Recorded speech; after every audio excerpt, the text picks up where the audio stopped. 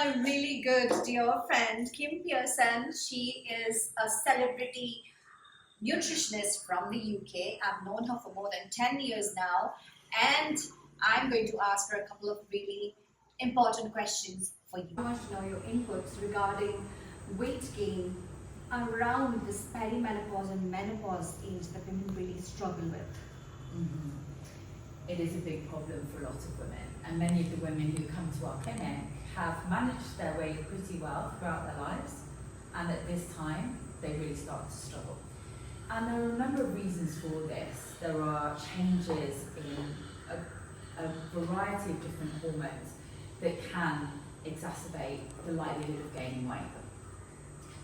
We tend to experience increased insulin resistance, so a reduced ability to tolerate carbohydrates, to abdominal weight gain, so particularly weight gain around the middle.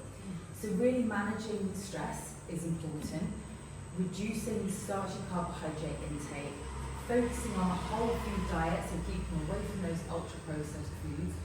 And I tend to recommend to clients structuring meals around a good quality source of protein, healthy fats like ghee, olive oil, some nuts and seeds, coconut oil, and also plenty of vegetables, brightly coloured vegetables, salads, herbs and spices are really beneficial, rather than basing meals around processed foods and starchy carbs. Wonderful. It would be interesting to know your take on intermittent fasting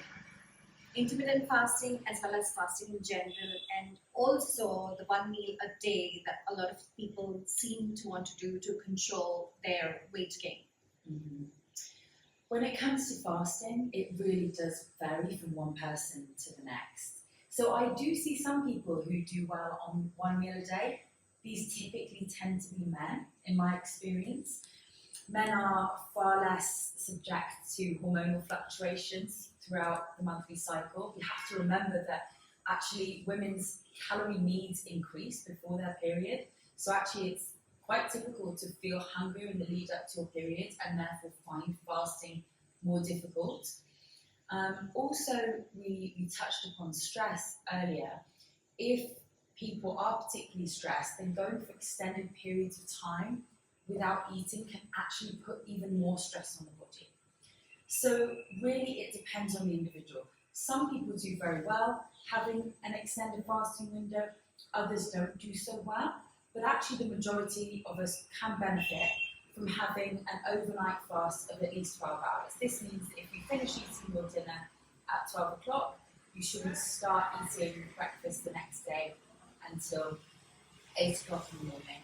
But it really is about working out what's best for you. Some wonderful points you brought up. Really grateful. Thank you.